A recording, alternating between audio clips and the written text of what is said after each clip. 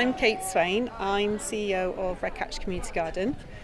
We are a community benefit society built on the site of an old bowling green in Knowle in Bristol.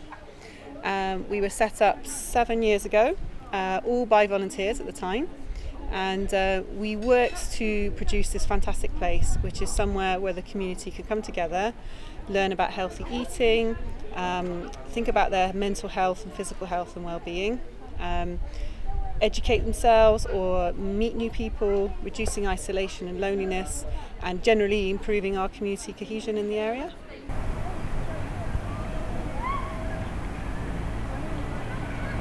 Hi, my name's Lou. I'm head gardener here at Redcatch Community Garden. I started here in November 2018, so that was about a year just after the garden had started. Started out as a garden volunteer.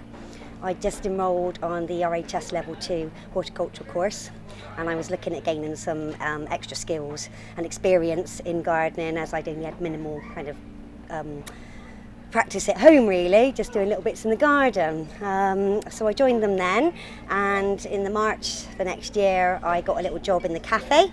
I had my barista training and started working in the garden, thinking, well, it was a great place to be, whilst doing my studies and getting the essential skills that I needed, the experience that I needed. And then in late 2020, early 21, I then moved out after I'd finished all of my qualifications. I then became head gardener here at Redcatch, which was basically a little dream come true. I'm Mike Cardwell.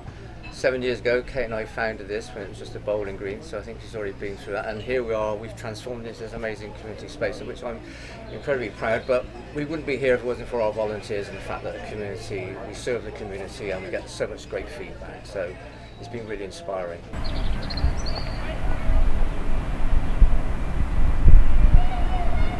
To watch the journey from, say, sowing seeds, you sow your seeds, you watch them grow, pick them out, pot them on, grow into the little seedlings, and then you plant them out, and then you can actually harvest the food yourself. It gets cooked here, made into jarred products. It's just such a wonderful feeling, and there's no air miles. You get to enjoy the food here. So like today with the Welcome Spaces lunches, they've actually got our homegrown Durham early cabbages as part of the cooked meal. So today we have our community lunch, which runs every Tuesday. We welcome people into the garden to have a 2-course meal. The idea is to help a little bit with cost of living crisis, but also, and possibly more importantly, it's to help people with their mental health, any underlying issues they may have. So maybe they've got concerns over finance, concerns over isolation or loneliness, and it gives them an opportunity to talk to people in the setting, but also to talk to some advisors. So sometimes we have citizens advice come in, we have NHS talking therapies, we have other organisations, Clean Slate for example, who can help with finance, and they come in. And what we find is that people then can talk to each other and maybe start to resolve their own problems themselves. And we also find that there's then a knock-on effect to where they could be signposted to other things that are going on in the garden. We're kind of a hub of two completely different communities. One is more of a high-income residential area here on the left. We've got a post-war housing estate where there's quite a few low-income families who are in immediate need of help with healthy eating and budgets, obviously with the cost of living crisis, fuel bills going up, and the fact is that there's no local big supermarket to access fresh, affordable food. So there's lots of small supermarkets, but they sell a lot of fizzy drinks, a lot of ultra-processed food. So this means that a lot of people are discriminated against in terms of what they can actually physically buy, and the cost is also higher than in a normal supermarket. So that's what kind of gets me up in the morning. It's a huge challenge, but we've got to make some inroads.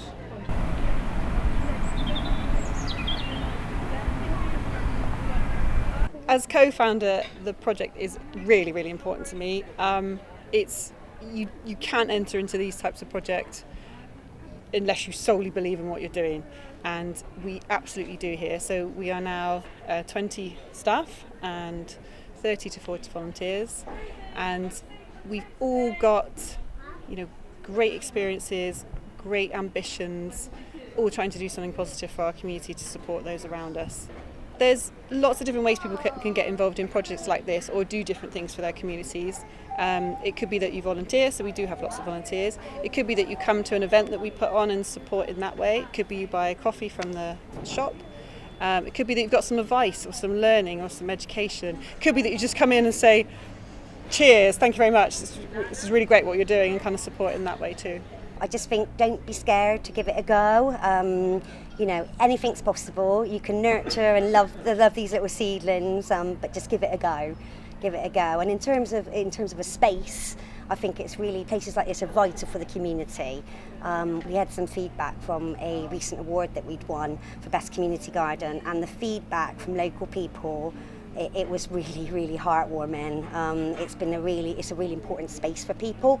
So I think to have that to kind of egg you on and you know, get you involved and try and make this beautiful space for people to just come and integrate and be together is definitely worth giving it a go.